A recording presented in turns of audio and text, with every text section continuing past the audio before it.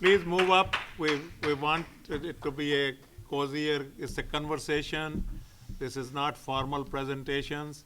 So don't sit too far from us. We feel lonesome here. And you know, the health journal says loneliness it is a problem that we need to confront.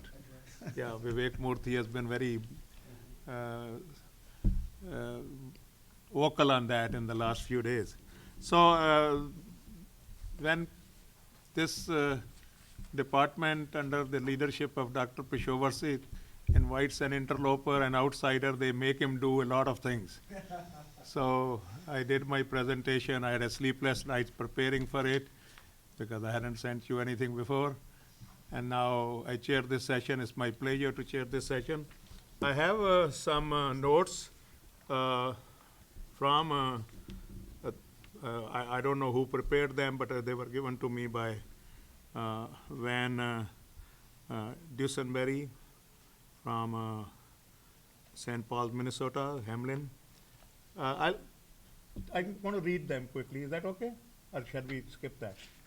You can skip, and we can use those when we're discussing. Yeah, so you will, each of them has a particular point to make, and I also suggested that they introduce themselves, then I'll have a few questions for them, then we'll have questions from the audience, they'll have questions for each other, there'll be a fist fight. All that is included free of charge. So just look forward to it. So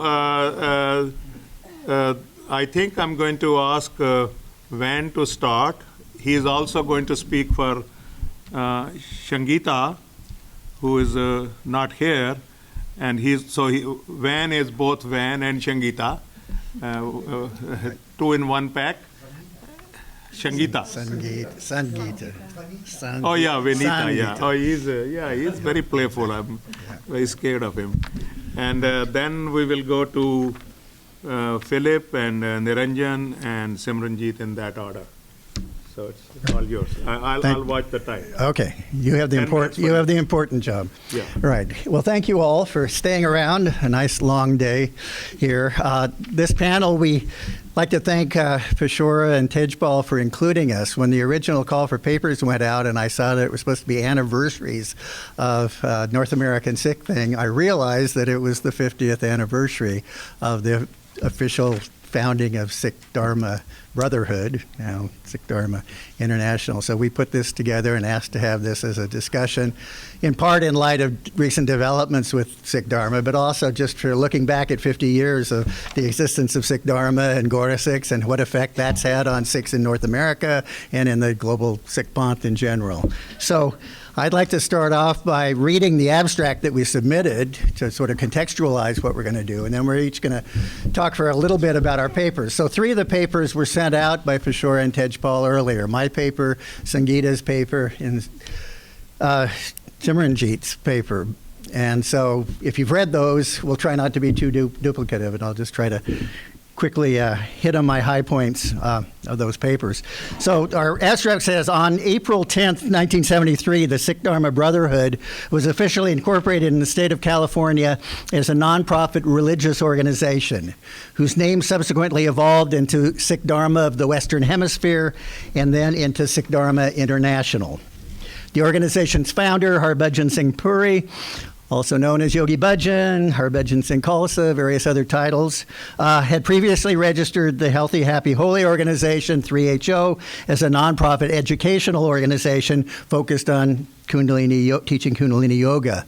In 1971, Puri had taken some of his 3HO followers to Amritsar, where they had received Amrit, and where he claimed to have been given the title Surya Singh Sahib, which he asserted made him the, quote, chief administrative and religious authority for the Sikh Dharma in the Western Hemisphere. In the subsequent half-century, Sikh Dharma members, commonly Gora Sikhs, at least called that by Punjabi Sikhs, have had a sometimes cooperative and sometimes contentious relationship with Sikhs of Punjabi ancestry in North America and elsewhere. This panel roundtable seeks to reflect upon where Sikh Dharma came from, what place the organization has had and its members have had in the wider North American Sikh community, both during the life of Yogi Bhajan and in the years since his death. So that's the context. Oh yeah, we're supposed to introduce ourselves. I'm Van Dusenbery. Yeah. You want to add a sentence or two about yourself? And right.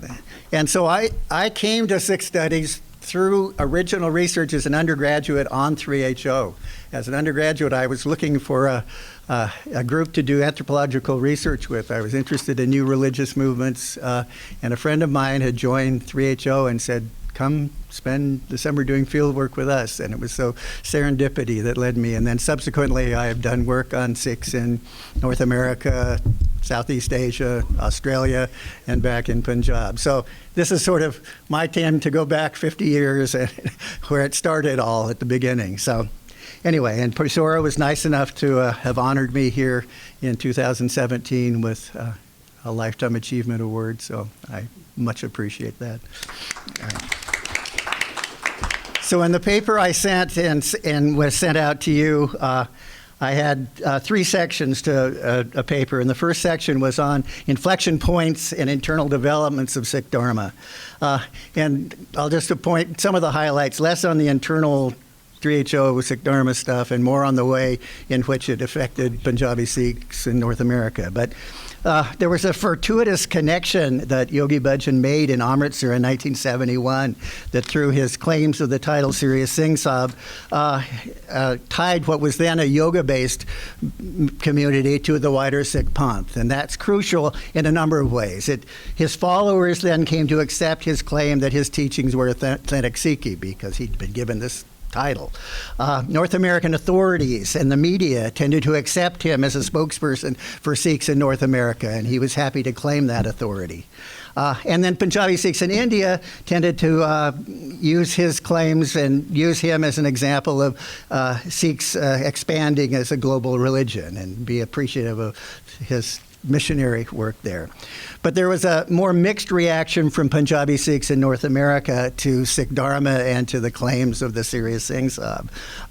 Some accepted that his Gora Sikhs of 3HO Sikh Dharma were in fact Khalsa Sikhs, as they claimed, while others were critical of Sikh Dharma practices, its yoga-based asceticism, its uniforms and titles, the veneration that seemed to be accorded Yogi Bhajan, all as seeming to be somewhat inconsistent with Sikh teachings, and they chafed at the treatment he was receiving from Yogi Bhajan, who was notorious for going into gurdwaras and berating the local management committees, and his polemicists calling Punjabi Sikhs in North America patits and manmukh and other things. So that there was quite a mixed reaction that was going on to the arrival of the Gora Sikhs, at least in the 1970s and early 80s.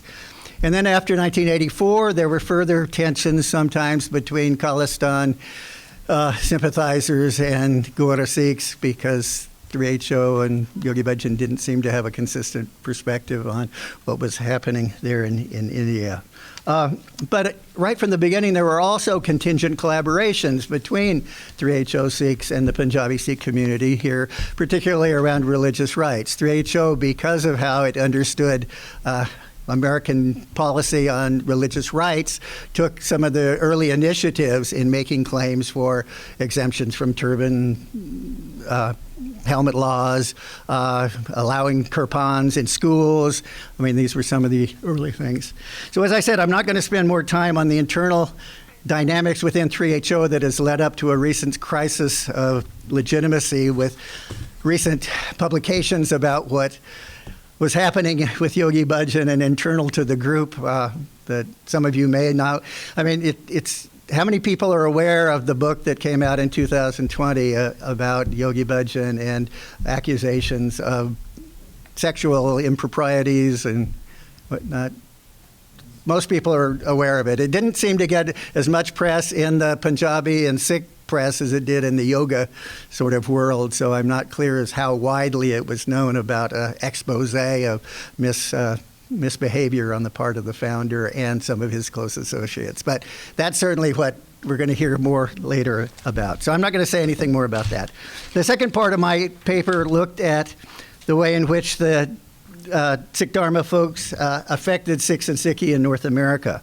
So I already mentioned this push for Sikh religious rights and the fact that 3HO people were on the scene early, making a case that religious rights had special protections, at least under the U.S. Constitution, and that therefore Sikhs should be exempted from certain requirements.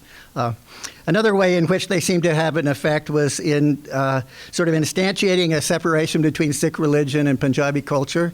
Whether or not that's a legitimate or whatever concern, it was certainly one that 3HO, because they didn't claim a Punjabi patrimony, were interested in making and arguing that there were Sikh religious aspects that were inconsistent, that Punjabi Sikh practices in North America were mixing things which, from their perspective, should have been kept different, particularly casteism and gender discrimination. And therefore, 3HO took a lead in coming together with increasingly with young Punjabi Sikh feminists in North America around a greater role for women in Sikh Seva and other worship forms.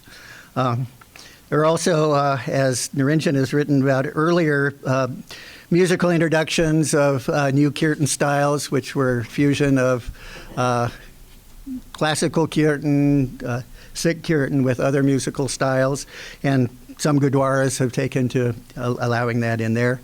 And then one of the biggest influences in the early years was through the global media presence.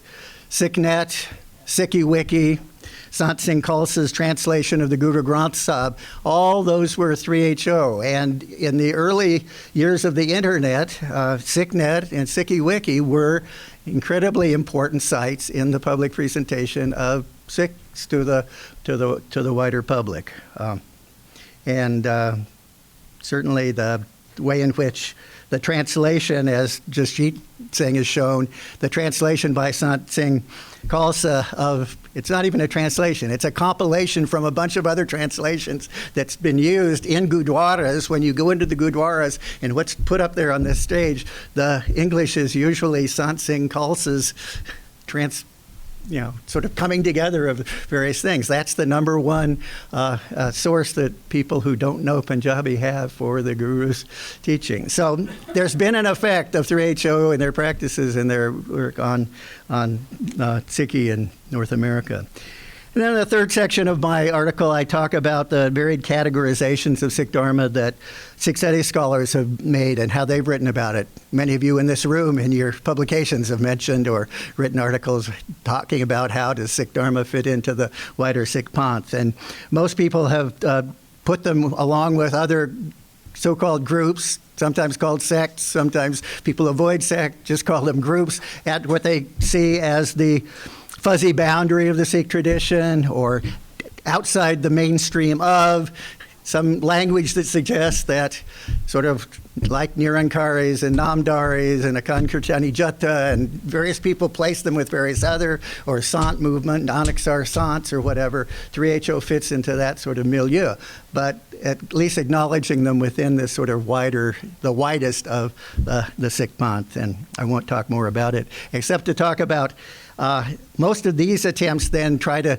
sort of talk about Sikh Dharma apart from 3HO or sort of don't bring them together, whereas Doris has argued in an important article on 3HO or on Sikh Dharma of the Western Hemisphere as a new religious movement that we really should see the yoga, the Sikh, and the New Age components of 3HO/Sikh Dharma as itself a new religious movement, which isn't distinctively Sikh or Hindu or New Age, but is its own sort of phenomena. And I think Philip and others on here may speak more about that.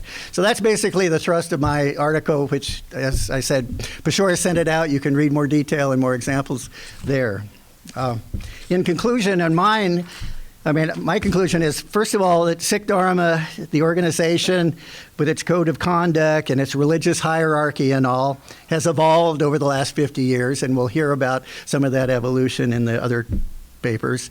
that Gora Sikhs, those still within Sikh Dharma International, and those initially brought to Sikhi through their encounter with 3HO Sikh Dharma International, are now varied in their practices and in their relationships with the Punjabi Sikh community. So there's not a unitary Sikh Dharma there's a whole variety of Gora Sikhs out there with various relations to Sikh Dharma, the organization, to other Punjabi Sikhs, and to the Sikh Panth more generally.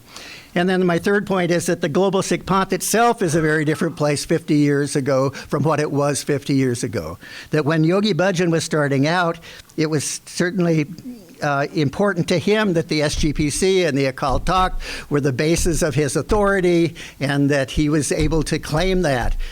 In the context of today, the authority, and the moral authority at least, of the SGPC and the Akal Takht on life in the Sikh diaspora seems to be quite diminished from what it was 50 years ago. And with the rise of all sorts of Jatabandiya with their own codes for conduct, claiming to be authentic representations of Sikhi, in some ways it's ironic that there'd be greater space right now for Sikh Dharma to be coming on the scene and claiming to be it, because they'd be just yet another one claiming to have a particular take on Sikhi that wasn't there. So it seems like we're in a different place for where 3HO Sikh Dharma was when it started 50 years ago, from where it sits within a whole bunch of different groups, all claiming to take authoritative takes upon the Sikh tradition and Sikhi. Well, quickly, Sangeeta, Bismillah. That's it, huh? We're going to do Sangeeta. I'm going to do Sangeeta's now, Yeah. right? Yeah. Okay, so Sangeeta, who couldn't be here, unfortunately, let me grab my comments. So Sangeeta Kaur Luthra is currently an independent scholar who earned her PhD in anthropology from Duke, and previously taught at Georgia Tech, at Stanford, and at Santa Clara on short-term teaching. She's the author of a chapter on the Sikhs in the USA for the forthcoming World Sikh volume that's coming out from Peshora and Arvind, like this June, right? Right. She contributed for us a reflective essay, which you also can access, as a 1.5 generation Punjabi Sikh American, about her serendipitous encounters with Punjabi Sikhs of the Gora Sikhs of 3HO Sikh Dharma over the years. So she encountered them when she was going to Sikh camps in the 1970s, and so she brings you up through her other encounters over the years. The title of her essay that she sent us was different than the title of what's there, and I think it's an important difference to note. So the title of what she sent is From Charismatic Hierarchy to Autonomous Sangats, a personal reflection on the evolution of 3HO Sikh Dharma community. So the main points of her argument then were, as the title suggests, that first of all, over time, the community has moved away from a Sant Dera or cult of personality identity to more of what she calls autonomous Sangats, right? So Yogi Bhajan is no longer the central figure. Secondly, that Sikh Dharma ministers are spreading the mission of Sikhism to the world, and she likens it to channeling Guru Nanak's Udasi, so she credits 3HO Sikh Dharma for taking Sikhi to various parts of the world. And then she notes that Sikh Dharma has worked with other Sikh organizations, first of all, to fight discrimination and educate Americans and Canadians about Sikh culture and history. And secondly, that Sikh Dharma has been committed to women's equal participation in Sikh life, and talks about her involvements with Punjabi Sikh and 3HO Sikh women about Sikh life. So those are the points of her article, and I encourage you to read it. It's out there. Thank you very much, man. We'll go to Philip. I hope I don't mispronounce your name. And Deslippe? Close. Deslippe? All right. Deslippe. I'll accept all of them. Thank you. Yeah. Hello, everyone. Good afternoon. Thank you for being here and being awake. I'm going to speak more extemporaneously to hopefully keep myself and all of us a little bit more awake. So I have been obsessed for a while now with two of our colleagues here, Upinderjeet and a chapter she wrote in her 2005 book on 3HO, and Doris, the article that she wrote for Religion Compass in 2008. They both kind of ask the same three connected questions. What exactly is 3HO? What kind of labels fit to describe 3HO? And what kind of categories can we place 3HO into? My own thinking is that 3HO is two things. It's a platypus and it's sedimentary rock. It's a platypus because it has these very different elements that all exist in a single entity. Yoga, New Age, Sikhi, communal living, and business and industry. It's sedimentary rock because I think there's multiple timelines that you have to see together to understand the history of the group. So the top layer is the official history. Yogi Bhajan comes from Canada. He teaches yoga to these wide-eyed hippies. They take to his yoga, and then they take to his prescriptive lifestyle, how to eat, how to bathe. After a trip to India in 70-71, there's an adoption of Sikhi. There are mass conversions to Sikhi. These things kind of come together. 3HO members, his followers, they live communally, they start businesses, and then in the 70s, they start kind of pooling resources, and then in the 80s and 90s, the businesses get big, they turn into corporations, and that's kind of the official story. Underneath that is another layer of fraud and deception. So from the investigative reporting that my colleague Stacey Stukin and I did, we know that the title of Siri Singh Sab is fraudulent. Yogi Bhajan claims it retroactively while he incorporates Sikh Dharma 50 years ago in order to create a very specific kind of corporation, a corporation soul. Same corporate structure as the Catholic Church, the Mormon Church, and the monarchy in England, which will soon change hands. Corporation soul allows a single person who holds a title, in this case the non-existent title of Siri Singh Sab, to unilaterally control the assets within a religion without any interference or stockholders or conflicts of interest. So once that is established in 74, we see what is referred to as the Great Commonwealth Takeover. We have those communal ashrams, those family businesses, and personal inheritances that are all given to the religion, which is singularly controlled by Yogi Bhajan. And then this facilitates his power and his abuse of power. I think we say in our article that through the corporation soul and his power, Yogi Bhajan has direct control of at least one significant aspect of every single member's life: a job, a marriage, a spiritual teaching, a business, a home. Part of that fraud is, as we discovered, there's a massive history of blackmail and bribery of both officials in the United States and political and Sikh religious authorities in India, all the way down to the specifics of exactly what those bribes looked like and how they were given. There's also sexual blackmail and sexual bribery that goes on, and the person from the Sikh Research Institute a few years ago talked about an incident of this on Twitter. Below that, the lower level, is a history of abuse and misconduct.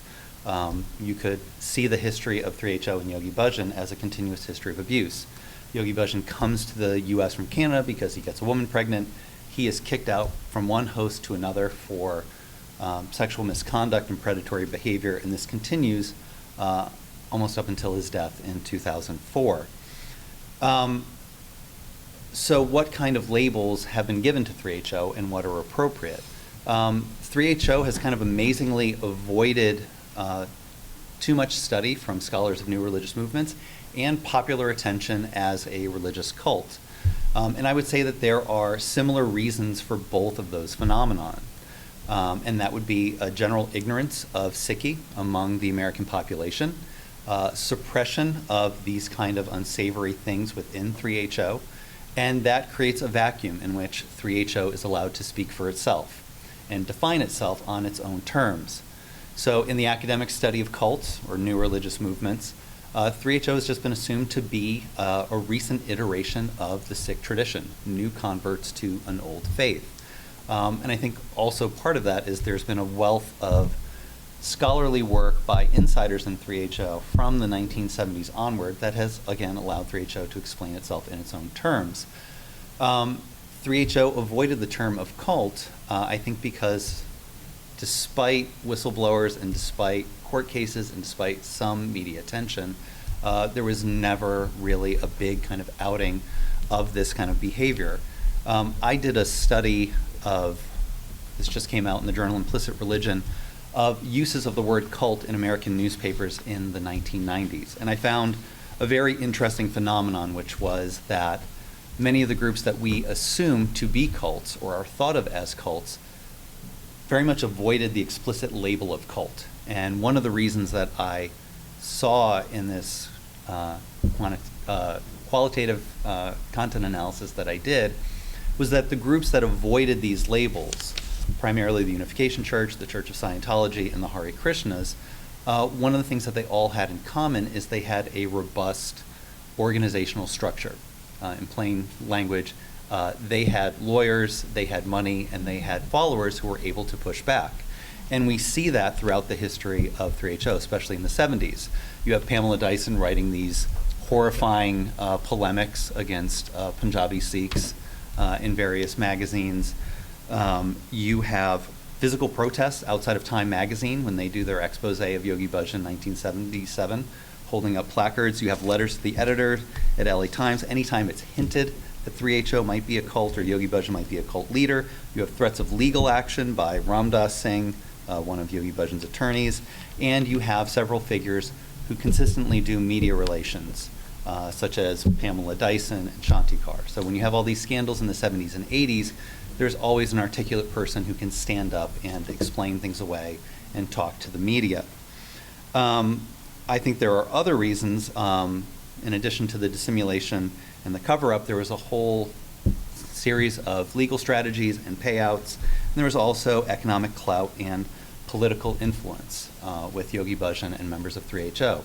So I think that adds some extra questions.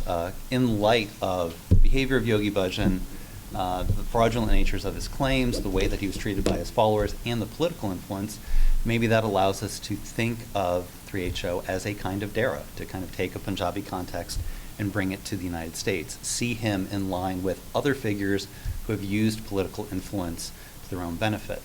I think it also allows us to see 3HO through another label, which is organized crime. There is a whole host of illegal activities in 3HO, the largest drug smuggling operation in the mid-1980s, telemarketing fraud, gun smuggling, gemstone fraud, fraudulent art, the kind of low-scale swindling of inheritances and people's homes. Many outsiders, that was the first term that they used to describe 3HO, was mafia-like organized crime. There's even the practical matter of 3HO throughout the 70s and 80s and 90s in a horrifying perversion of Vaisakhi, sending what it called a punj to intimidate members who were going to blow the whistle or leave, sending groups of 5 men to come and intimidate people. So I think that's also a lens through which we could use, to look at 3HO. I'm going to wrap up because I'm a few minutes over time. So the big question, the so what question, what does it matter that we call 3HO any of these terms or give them any of these labels, particularly the C word, to call 3HO a cult? Because from the popular media treatments of other groups that are called cults, 3HO, especially in hindsight, would seem to fit the bill. Ann Gleig and Amy Landenberg, in their work on contemporary Buddhist groups, say that for ex-members and survivors and people leaving a group, the word cult is informative and therapeutic. It allows people to name and isolate abusive behavior. And I would say that in hindsight, something that should be a little bit humbling to all of us scholars in the room, the people who seem to have the most accurate assessment of 3HO back in the 70s and the 1980s were not scholars.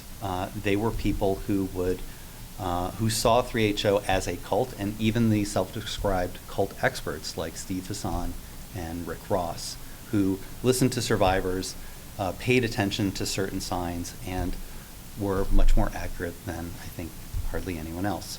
Thank you. Thank you. Thank you. Before I invite Dr. Nirinjan to speak, I want to just inject a couple of things.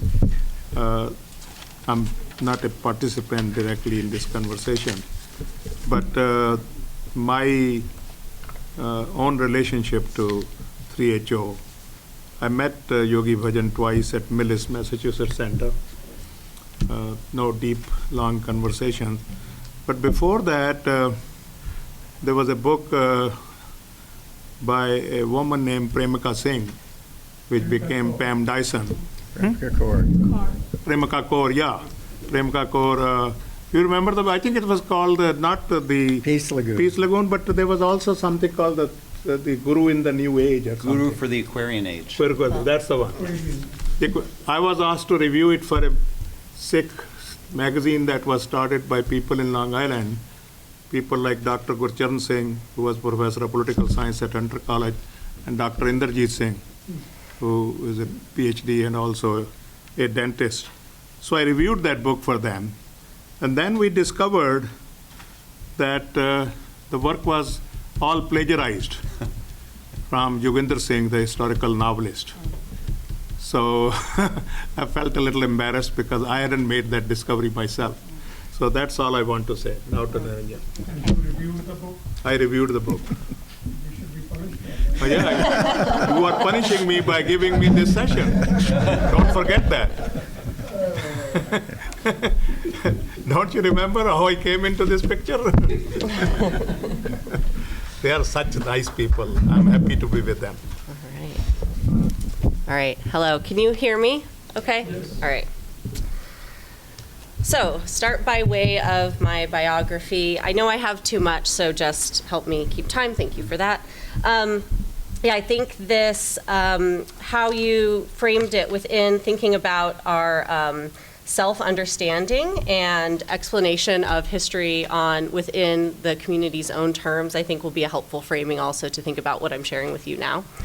I was born into the Sikh Dharma community in Tucson, Arizona. I was born into an ashram where we practiced both yoga as well as kirtan, sadhana every morning, reading japji, going to Gurdwara, and was raised to wear white bana, wear a turban all through high school, and now sometimes I wear my turban and sometimes I don't, trying to understand my own Sikh identity. My parents, we lived in Tucson, Arizona, which had a large community, but we were always a little bit on the outside. I was one of the few children who did not go to school in India. Most of the children were sent to boarding school in India. And so these questions about whether or not we are a cult have been circulating a lot, and it has been very therapeutic and helpful for some to see themselves as such so that they can work through their own identity and what they were raised with. And I see it a little differently because I was a little bit on the outside as a little bit more of an observer, though quite as far as the teachings of Yogi Bhajan, those types of things were framings perhaps for how I received Sikhi, but my family was very much in the Sikh vein of things. So thinking about what identity means as a Sikh, what it means to be part of a community that does have many cult-like aspects and has been led by a charismatic leader with a lot of the abuse issues that have particularly, they've been around for a long time, but people are taking them seriously now, especially since 22 in this book. So I'm just going to quickly go through main ideas and just things that I've been kind of diving into. So this is an interesting area for me to get into because it's my own sedimented layers of self-understanding. So there's a lot to unpack. After 50 years of development, this community has become a diverse international community of practitioners ranging from Sikhs, practitioners of Kundalini Yoga, students and teachers, those who really follow Yogi Bhajan, which we're now calling Bhajanists, and those born then into the community as second generation. So these diverse positionalities and practices, they do raise critical questions around the relationship between Punjabi, Sikh, and yoga affinities and boundaries. These questions have become of particular importance since 2022, and the community is reckoning with the abuses of power by Yogi Bhajan and its community leaders, so the circles of abuse and power.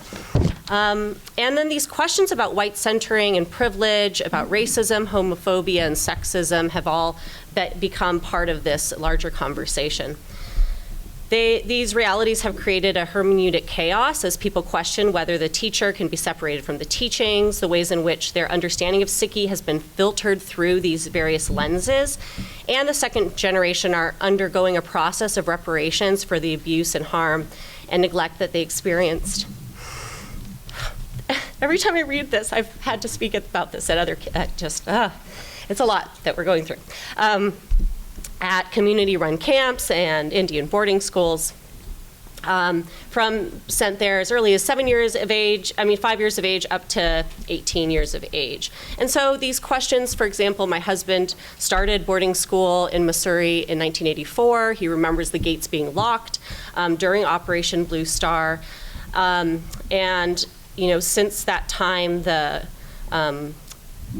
Sikh Dharma international community honors and commemorates the Akal Takht, the destruction of the Akal Takht every 6th of the month at different Gurdwaras. So these questions about trauma and relationships across spatio-temporalities is something that keeps coming up, and thinking about how we balance these things when trauma appears. Now, children, thank you.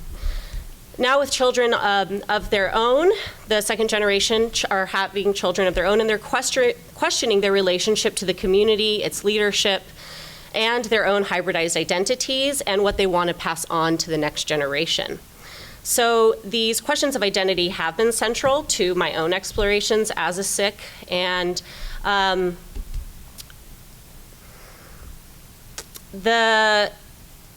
trying to go through my notes. And the community sees itself as having a spiritual connection to Sikhi beyond any one particular language or ethnicity or geography, without a connection to the Indian government or identity politics. They denounce caste-based discrimination and exclusivist ideologies, yet also taught that the way that we're practicing Sikhi is the right way, that we have this like spiritual duty to help to share Sikhi with everyone. And our parents gave up their family identities to become Sikh.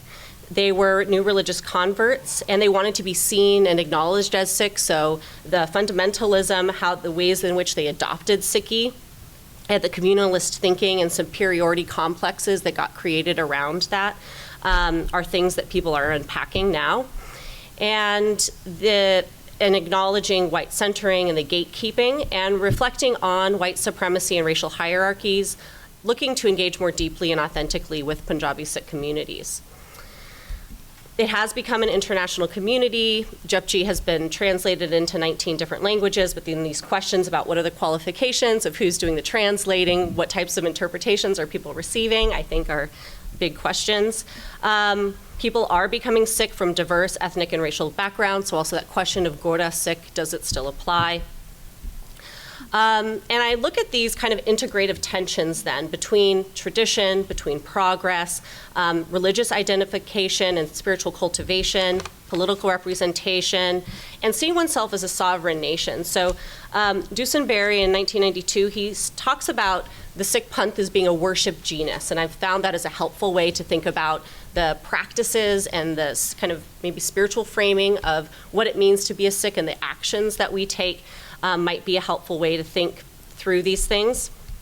And the idea that Sikhi, the goal is to transgress our egos and our identities and then how this transgression, does it go beyond national boundaries? Does it go beyond ethnic, political boundaries? And I think that this is where kind of the tensions that I've heard a lot today too keep coming up between spiritual sovereignty and then neoliberal national sovereignty, and what and how we can kind of understand the straddling of those ideas.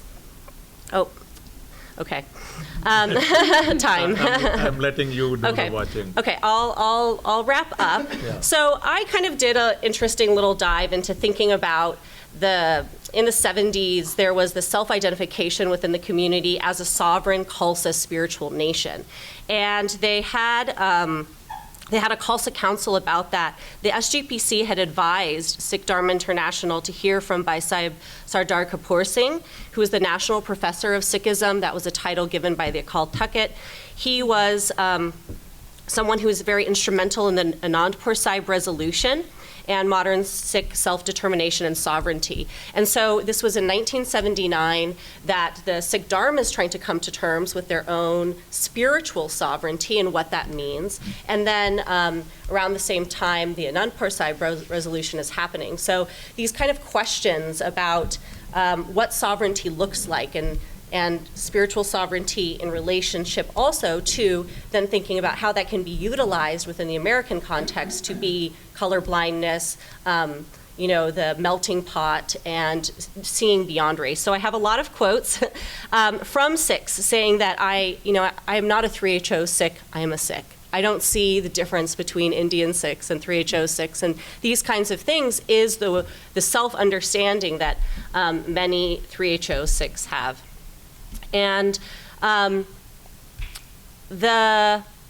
they're trying to understand this concept of co-sovereignty over the whole world as a mystic body of the Khalsa and what that means as Sikhs. And so I'm just going to fast forward to then thinking just about, I spoke with a few different people who have worked with government organizations, and especially since 9/11 is kind of when the converging between the Punjabi Sikh and Sikh Dharma International came about, really trying to have Sikhs have a representation within the United States.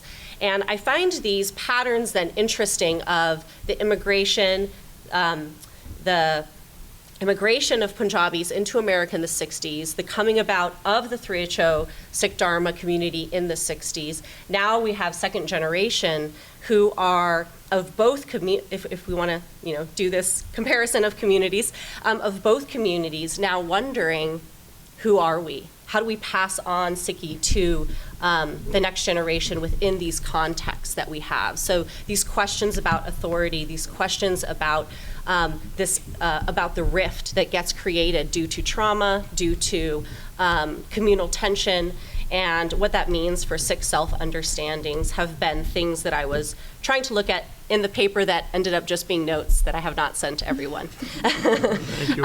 So those are the main things that I've been looking at. Thank you. Sorry you it went long. Yeah, but the last speaker, Simranjit Khalsa, many of you know the book that kind of created a lot of these conversations, White Bird in a Golden Age. This is a Cage, not age. That was our first book. Yeah, White Bird in a reminds me of Paul Laurence Dunbar's famous poem on why the caged bird doesn't sing. So you see, I keep always doing these things, going to my Afro origins.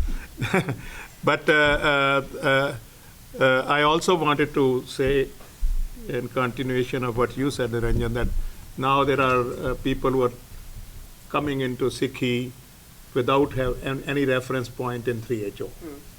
They are a small number, but they are all over the United States.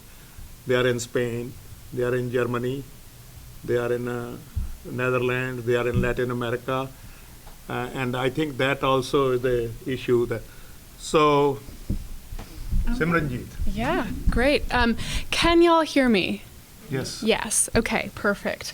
Well, I'll introduce myself very briefly because this is my first time here, so most of y'all probably don't know me. But my name is Simranjit Khalsa. I am an assistant professor at the Sociology department at the University of Memphis, so that is my academic context. I'm also someone who was raised within the 3HO Sikh Dharma community, so I'm coming at y'all with the perspective of both somebody within that context and then with my academic perspective as well.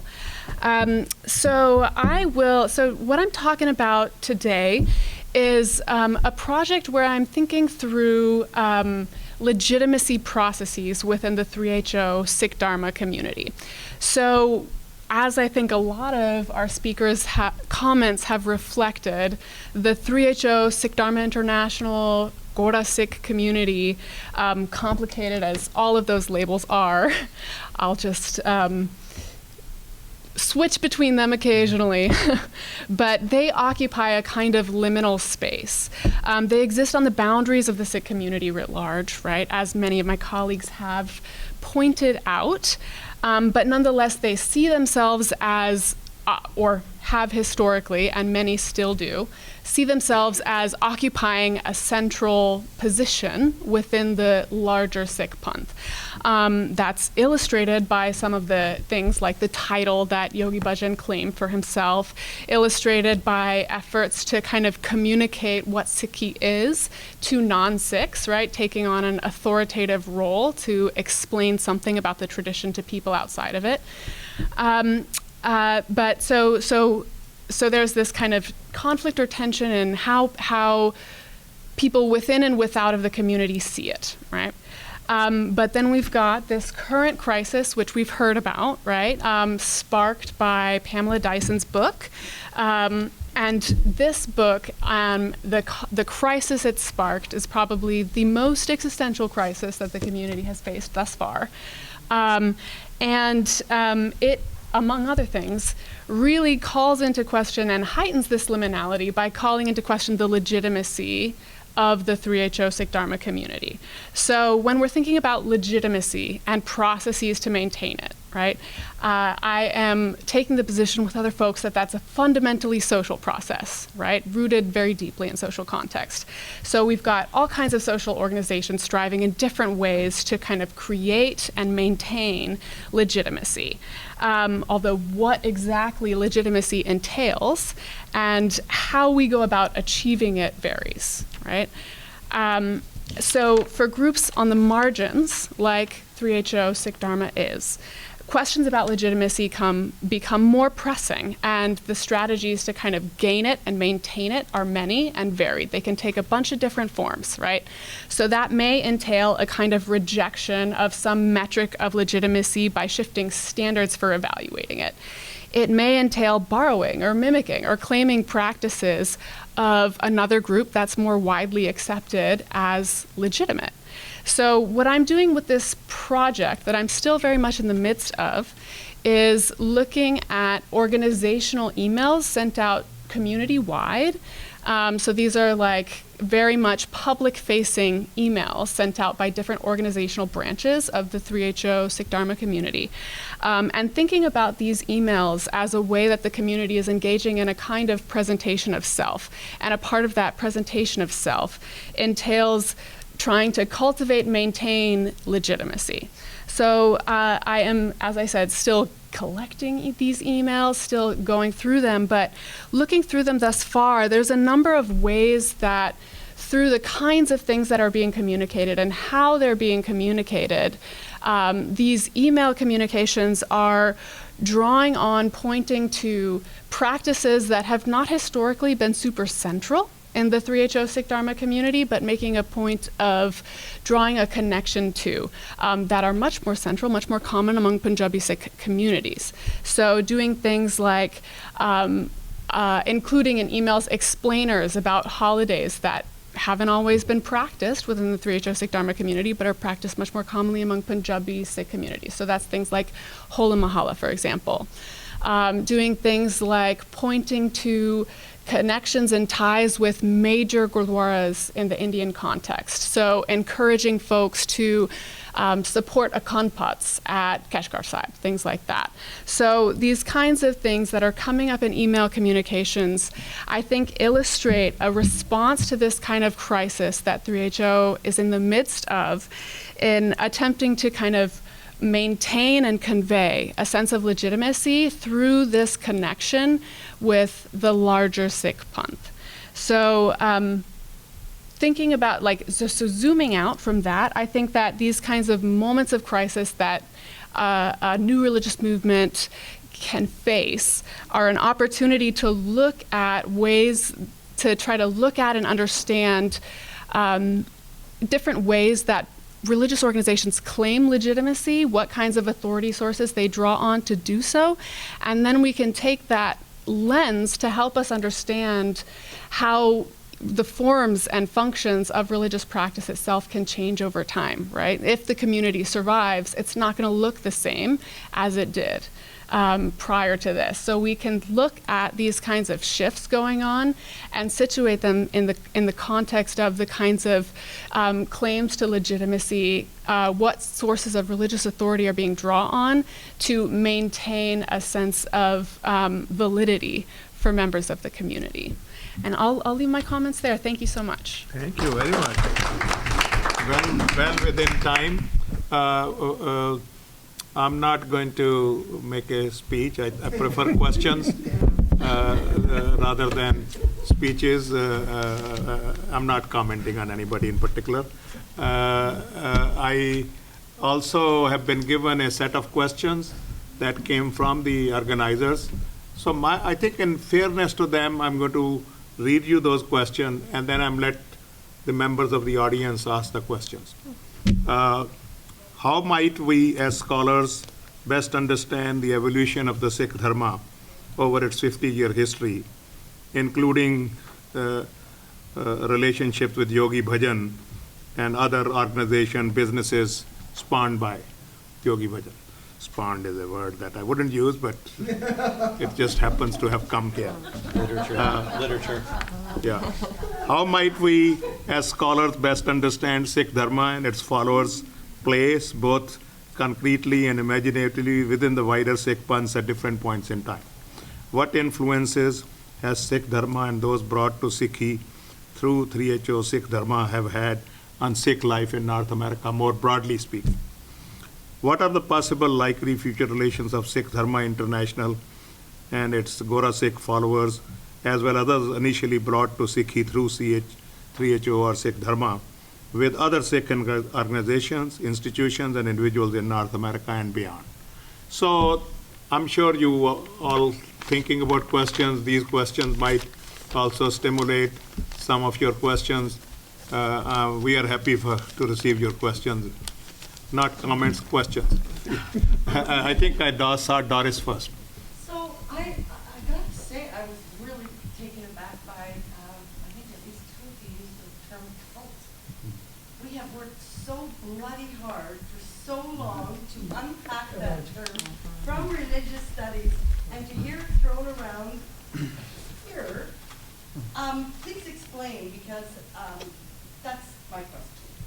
Okay, we're going to take at least two more questions and then get the answers. Yes, Lou.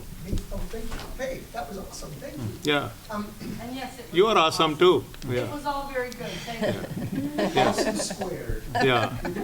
Okay. You know, as you were all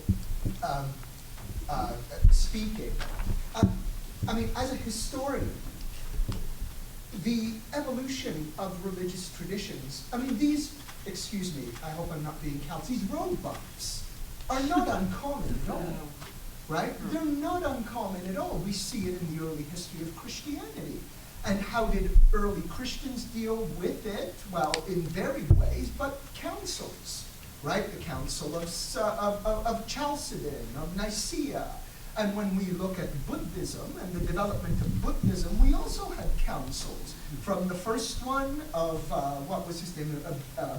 Is it Bindusara or Bimbisara? I always get them mixed up. The father of Ashoka, all the way to Kanishka in the 1st century of the Common Era. So this is not supremely And Sikhism in India. I beg your pardon? Sikhism in India. Sikhism in India.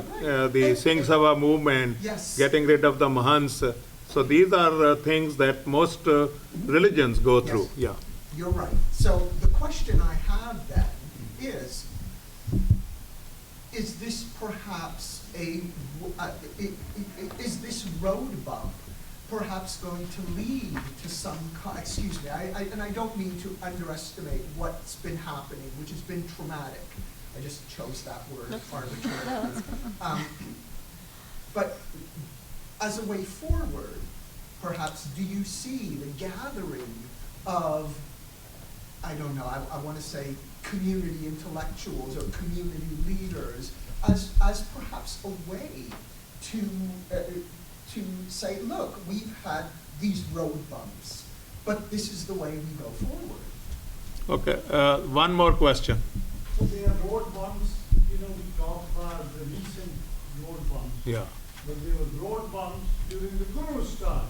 of course, we already are acknowledging, yeah. Even at that time, right, the brothers, the kids here, Prit- Prit- Prit- Prithi Chand, yeah. So, but the question I have, so concur with that, but the question I have is, so about 30 years ago, I think, I'm trying to figure out how many Gora Sikhs are out there from the CHO.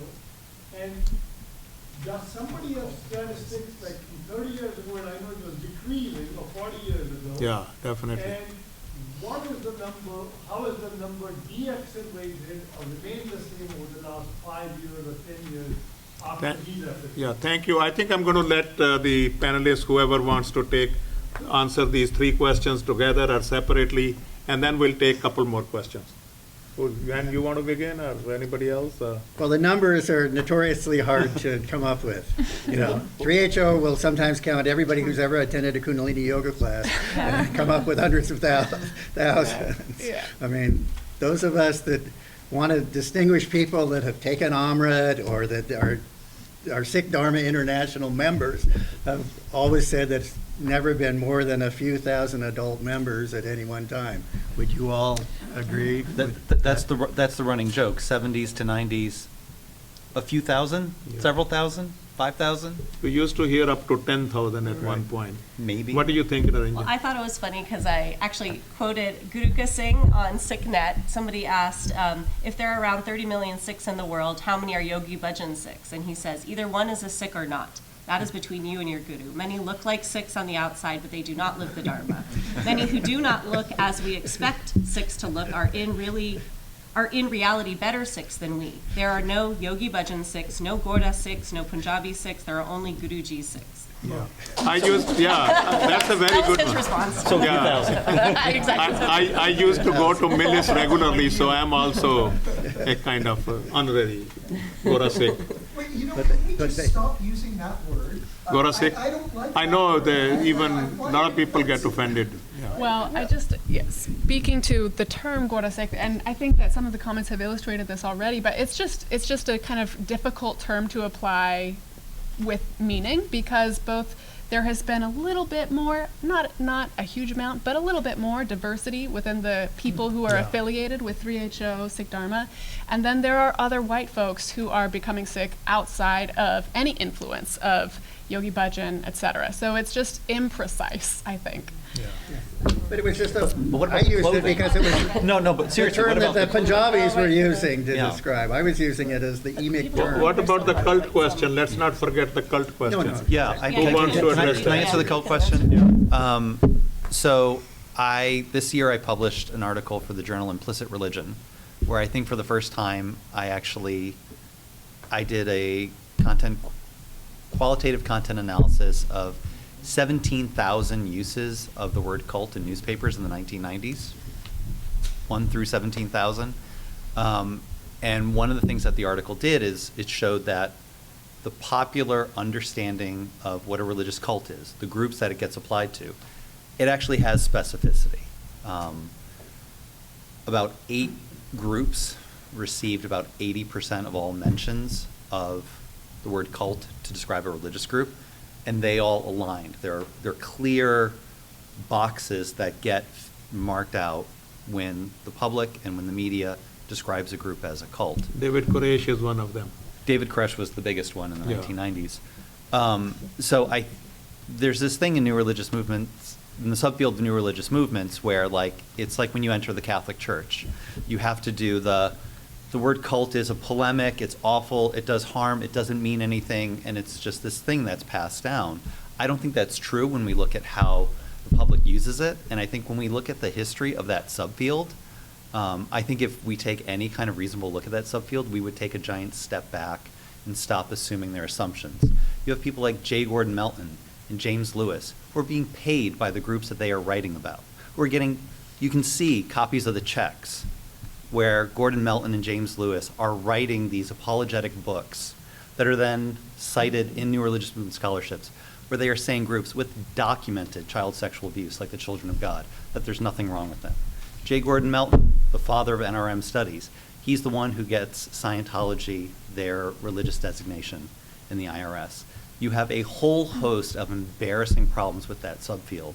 So I think it is long overdue to stop assuming that their conventional wisdom is something that needs to be bowed to, can't be examined. There are clear examples that the word cult has been weaponized and has been used, but that doesn't mean that's as far as it goes, that we don't use the word.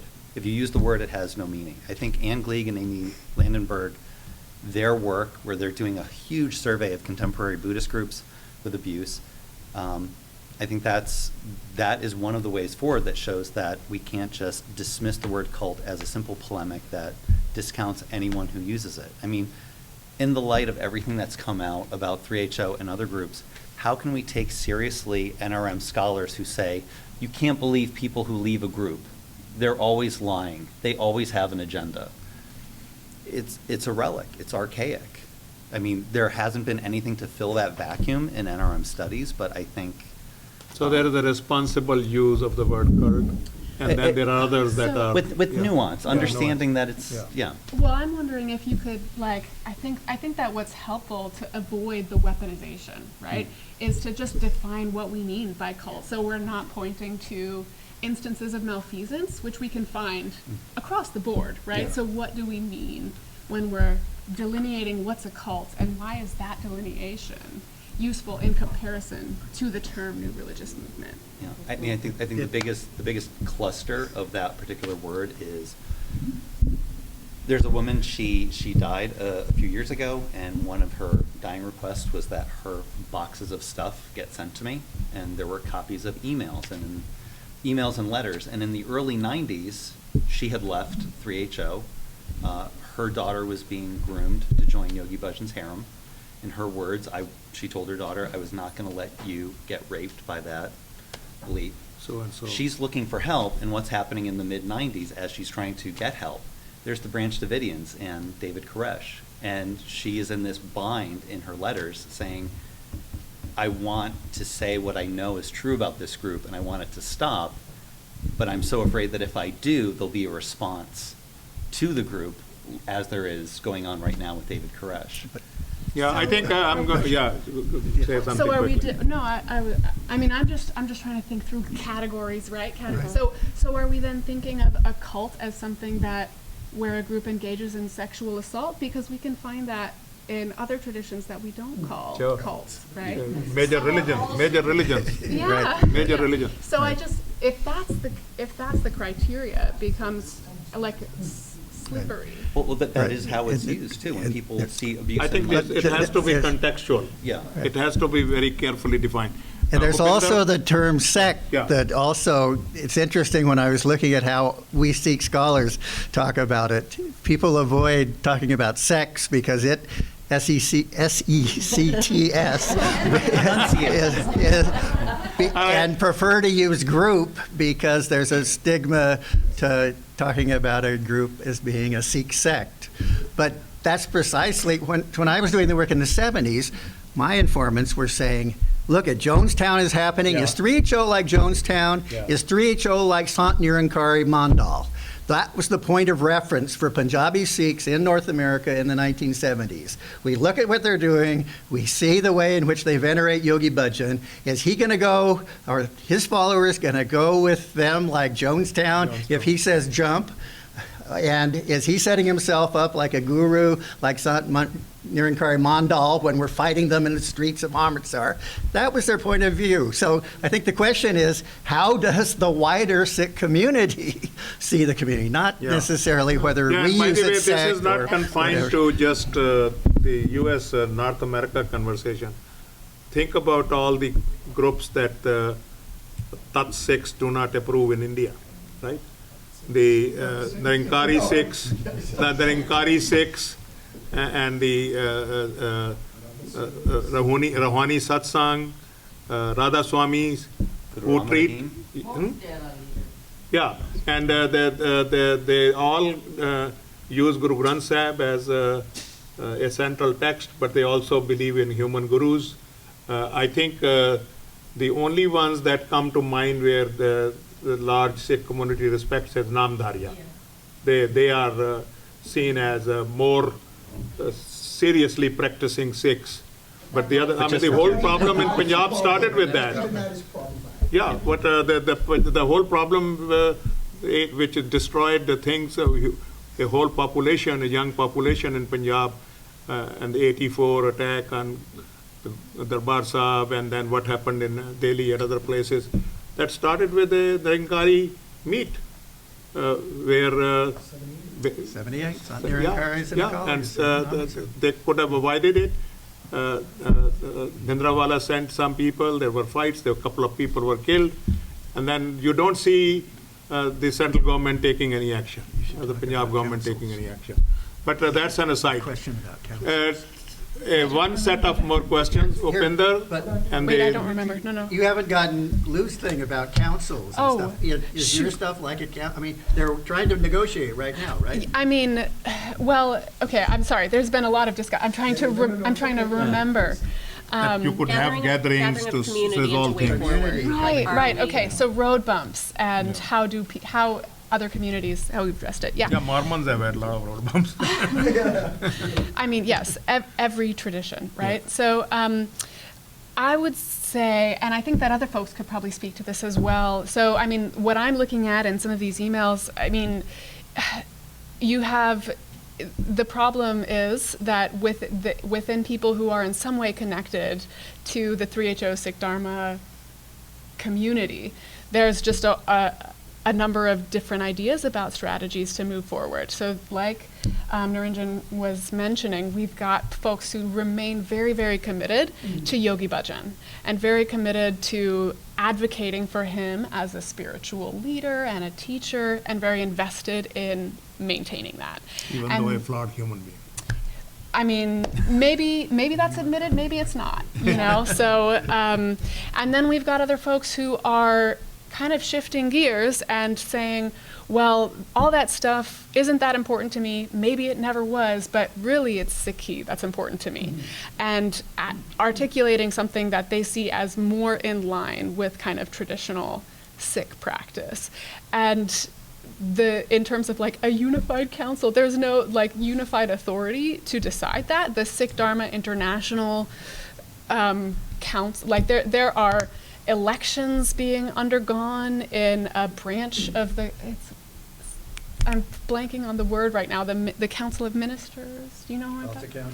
The Khalsa Council. Siri Singh Corp, the election. The election that's going on? Yeah. Yes. Yes, okay, yes. So this election is underway and it's become very, very controversial and the vote keeps being put off because of concerns about election tampering and how that's going to be done. So to construct a council, to make decisions, there's a lot of roadblocks to that process. Well, It seems so clearly aligned with, again, Buddhist and early Christian histories and how they evolved as well. But The Sikhs have in India have, what's the word for it when they, what do they call it when they call the whole? Gurmukha? Sarbat Khalsa. Sarbat Khalsa. So there is a device within the traditional thing. But time to move on to one more set of questions, 2 or 3 questions. So we begin. I'm sorry, I interrupted Niranjan. Oh, that's okay. I think everybody's confused right now, is the Okay. problem. They're really trying to sort through those sedimented layers of what it is, and so I think there's so many different ways that people received Sikhi, a lot of questions about appropriation. Like, people are a little bit lost right now of really trying to understand, so who would be part of that council? There's a lot of commissions being made. There's a lot of, different kind of people trying to come together to resolve and figure out how to move forward, how to readjust, and questions of whether that's just like business maneuvering, going on business as usual, rebranding, or if it's really deep internal work to try to do better, be better. Those are a lot of the questions. So who to bring together, I mean, that's the big question. There's not a lot of, there's just so much confusion, which is why these kinds of conversations are really helpful, and people want to know.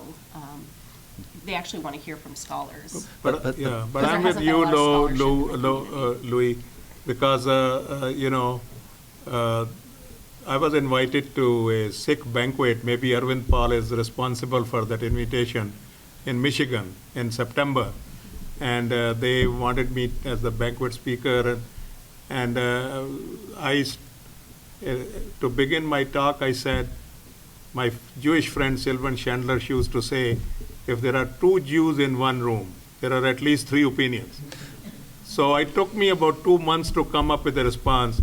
And I said, if there is 1 Sikh in a room, there are at least 2 opinions. And the fact was that he wanted me to talk to the non-Sikhs, which were only 50, and there were Sikhs, there were 250, 300. So I said, Sikhs cannot listen to each other for 15 minutes.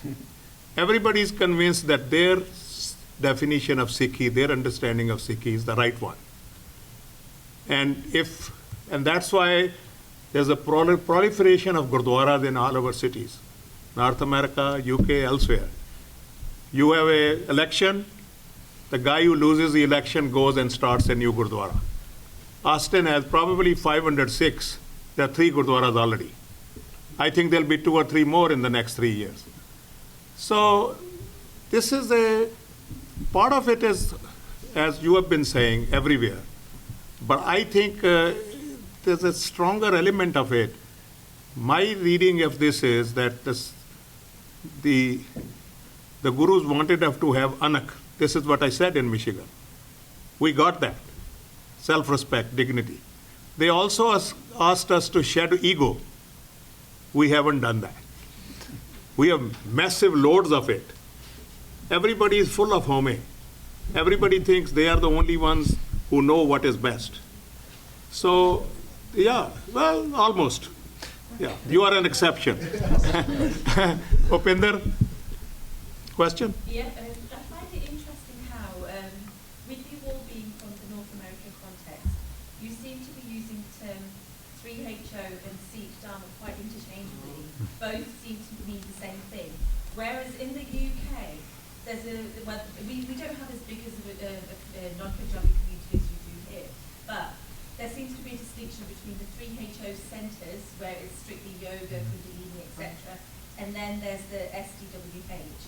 So I was just interested as to whether this is a general thing here in North America, that the 2 are used interchangeably, Okay. Or not. All right, hold off. Yes, sir. Your name? Hi, I'm Jasbir Singh with SALDA from the Sikh American History Project. My question is, a couple of y'all mentioned how we're seeing more converts to Sikhi who are coming in not through 3HO, Sikh Dharma paths in the Sikhi. And with everything that's been going on, my question is, how has what has happened within the 3HO Sikh Dharma community changed the way that these non-Sikh Dharma entrants are being received and welcomed into the Sangha? And what is the reaction of the Punjabi community, going back to Dan's observation that we also have to ask, how does mainstream Sikhi look at and accept them into the path of Sikhi? Thank you. Last question, and this will be the last question. So, hearing about feeling of what PHO is, depending on the different years, the self-reflection, or trying to self-reflect on the act, to me it would appear that there's perhaps practical enlightenment towards what we were doing and what real Sikhi might be. So in that context, my question is, what does it mean to say people are seeking or trying to cultivate the legitimacy of creation? What does that really mean, and who is seeking? Good questions. 3 questions.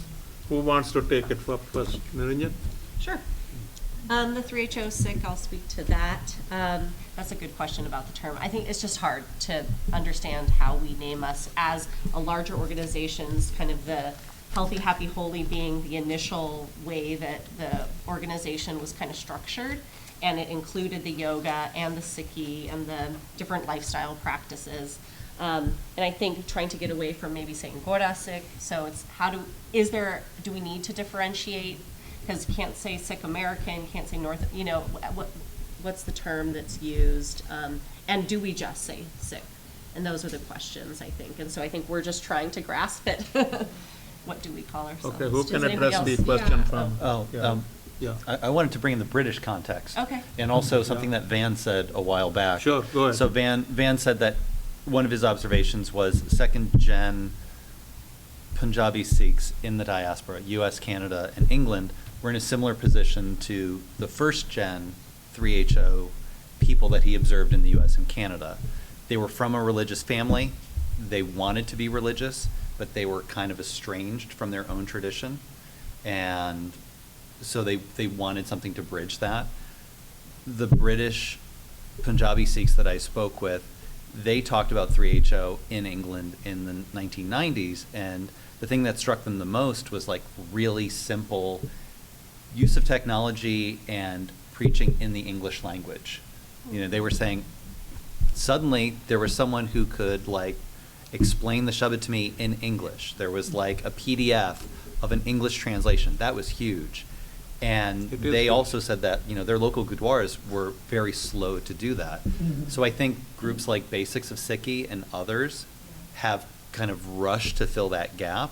So I think for like a lot of British youth that like they can just go to Basics of Sikhi camp. A lot of that infrastructure has been created. So I think unlike the 80s or 90s, if there is a non-Punjabi who's converted to Sikhi, not necessarily they're going through 3HO now. Yeah. There's so many non-Punjabi Sikhs who wouldn't even know Yeah. who Yoga Yeah. Vision or 3HO, STWH are. So it'd be interesting to see what that comparison is now in 2023. Yeah, there are things going on even in India. There is an institution called Amrit Vela in Bombay, and they are on Facebook, and they have this kirtan. I think 90% of this person's followers are non-Sikhs, and many of them are Sindhis, they are Punjabi Hindus, they are Marathi Hindus, they are Gujarati Hindus, but it's all Guru Granth Sahib and Guru Nanak, and it had a huge following. I forget the name of the guy. Now, if Simranjit and Van could address the other two questions. Legitimacy issue? So can you remind me about your question about legitimacy?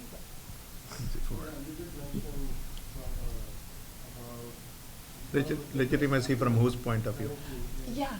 Is perhaps trying to cultivate the legitimacy of religion in light of this self-reflection or questioning about the past and what real Sikhi might be. So in my mind it was, if the idea is to get closer to whatever the real Sikhi is, then how does it seems like a little contrast to trying to cultivate still the legitimacy of a distinct organization? Yeah. Okay. Is it a rationalization? Right. This attempt at legitimacy. Yeah, so I guess, so I'm coming at this from a perspective of, the perspective of an academic who thinks about religion as socially rooted and evolving over time. So I don't know that I can reach a conclusion about what is real Sikhi or what is real Islam or Christianity ever.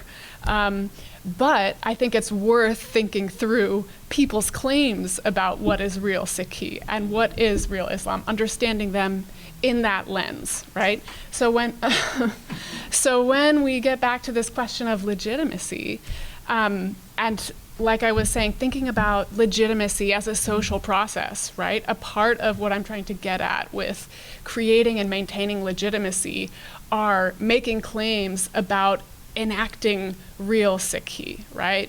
Or doing Sikhi the right way.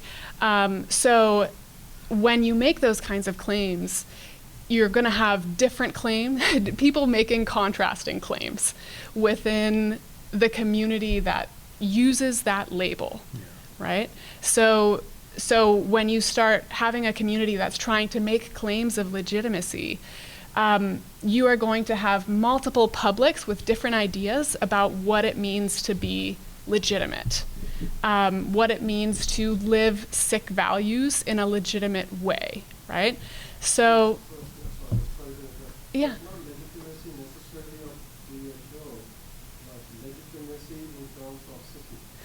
Well, what I'm speaking about is 3HO's claims of themselves as legitimate Sikhs, right?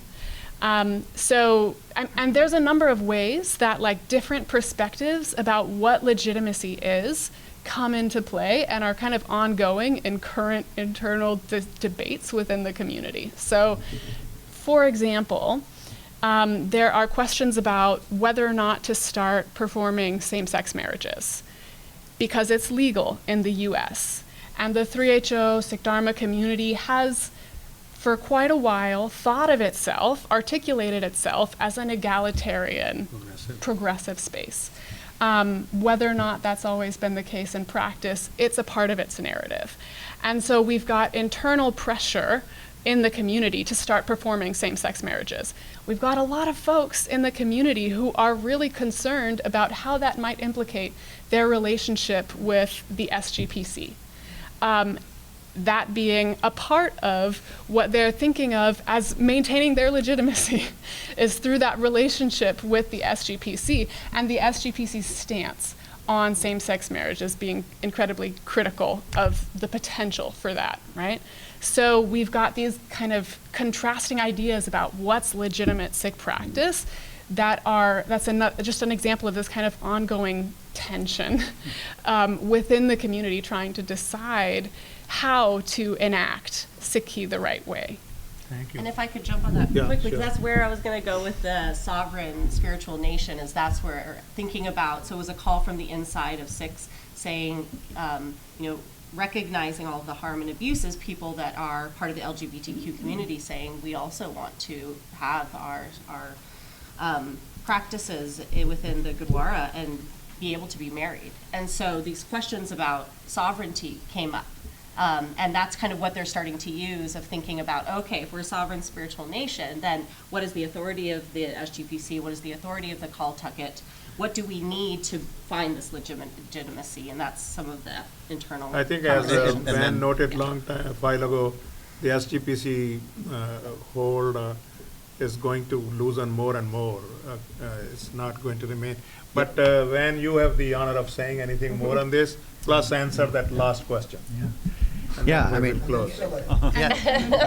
Oh, yeah, no, sure. Well, Yeah. So yeah, that You're doing okay, I mean, the legitimacy discussion raises that whole issue of who you're appealing to and who you see as authority you want on your side. And as I said, it's not really clear right now, and that's why you got lots of groups besides 3HO within the larger Sikh Panth trying to make claims for legitimacy. And we haven't talked as much about the internet, but clearly that's opened up a space that's certainly created a space for all these Jatibandhis to proselytize and create followers who include non-Punjabis who encounter Sikhi on the internet, not through 3HO and not through SGPC, but through various other groups that are out there. and we have 6 scholars who are addressing the queer issues in their scholarship and in their lives. What's the name of the guy in Maryland who has done films on it in a college? He was at the Hofstra conference in 2012. Arvind, I'm forgetting his name. Do you remember? No, he's a pretty well-established the scholar, filmmaker, very right. active scholar. Right. Yeah. So the name will come to us. Right. But, I when wanted you to- I answer wanted that to- last question. I Well, want to hear from Philip. Well, Right. I've not forgotten Philip. Yeah, let me do my job. what about legitimacy and practice? No, not legitimacy. What was could you please repeat the question? Oh, My question was just, Three- as you said, Right. folks are entering through Sikhi through alternative means, right. How does this, I think for a lot of Punjabi Sikhs, potentially, their frame of non-Punjabis was informed by, 3HO. oh, they're coming in through DHO. Right. Has what has happened now change, Right. or even with the Yeah, alternative methods, yeah. change the way that non-Punjabis are being Accepted or not. accepted. With Yeah, the well, community. that question should be posed to you all, not to me. I mean, yeah. Philip, I you don't want think to I've answer been- this, and also you wanted to say something before. Yeah, I mean, I think it's worth going back to the 70s and 80s and seeing what Punjabi Sikhs were saying about 3HO converts. There was never, hardly ever, this kind of full-scale open arms. There was always suspicion about the strangeness of the yoga, deep suspicion about Yogi Bhajan, but there was always the, yeah, but. I don't know about this, yeah, but they're saying they're knit Nambanis in the morning. Yeah, but they're keeping their hair. So I think there was never really a full, complete embrace of 3HO. So I think it was always qualified. And then just to get back to what my other panelists were saying about the debates about same-sex marriage in 3HO, I think one of the most interesting things in those debates was one person who, that kind of fearful, protective, what will the SGPC think, brought up the point that the land that Mary Perry sits on is part of a sweetheart lease from the SGPC that Yogi Bhajan got during the time of his big backer, Guru Charan Singh Tora. So I think it's this, and when I spoke with the secretary of the SGPC, they didn't want to talk about the school. They didn't want to talk about the relationship and what had happened on that land and their connection and possible liability to it.